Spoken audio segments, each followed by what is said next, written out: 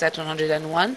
It was followed by Nilesat 102 in 2000, which distributed hundreds of satellite TV channels.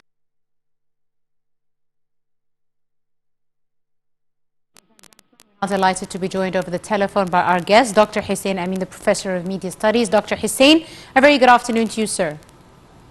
Hi, how are you? Fine, thank you. Thank you very much for your Good. time and for joining us, Doctor. First and foremost, how do you see the capabilities of the new satellite, Nilesat 301, that was just launched last week? A very important development for the Egyptian satellite.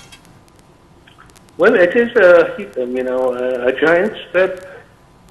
Nilesat 301 steps covers almost entirely the African continent, with specific reference to the Nile Basin, and also South Africa. This in itself, open incredible opportunities in terms of communication, Yes. exchange of trade, and ideas, as well as using the Nilesat 301 for so many countries to broadcast their, television channels through Nilesat 301.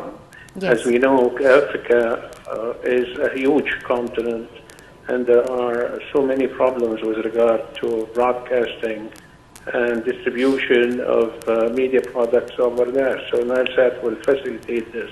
And many countries are going to hire transponders to broadcast and cover their countries, and therefore their people will be able, through small satellite dishes, to receive the signal and enjoy seeing the national and international television networks. Indeed. Doctor, now, the Nilesat CEO, Ahmed Anis, said this new satellite will be providing expanded broadband internet services covering Egypt, especially in remote areas, as well as other urban communities and gas and oil fields in the Eastern Mediterranean, a new avenue for cooperation in this regard. How important is this, the addition of new markets, in your opinion, Doctor? It's a new market that is very significant and lucrative. There are so many, gaps that are not covered by internet, and therefore through Ka band, this is going to be this problem is going to be solved for good. Any locations, whether in the in sea or in land, in the desert or far away, they will have internet service, which is something that wasn't there before. So the statement by General Ahmed Anis is completely correct. This is also a huge change for this kind of businesses, that is going to be also an invitation for other businesses to in particular reference to petroleum and oil digging in different spots around the country or in the sea. This is going to be, covered by the Ka band through Nilesat 301.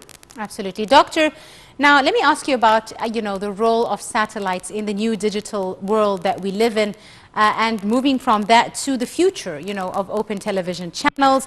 How do you in general see the future of this medium?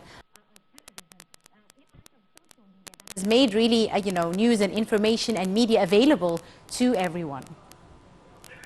Nilesat, satellites in general, this is, we have been pioneers, we'll say, ever since we introduced Nilesat 101 back in 1998. Yes. And then,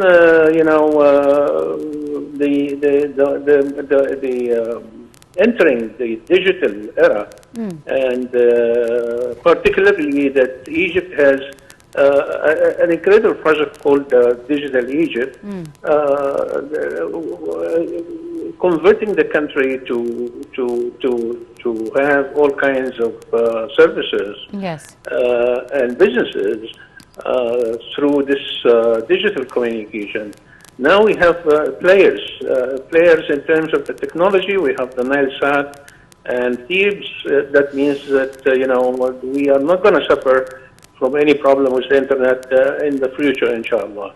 We have infrastructure with regard to the fiber optic networks, and we have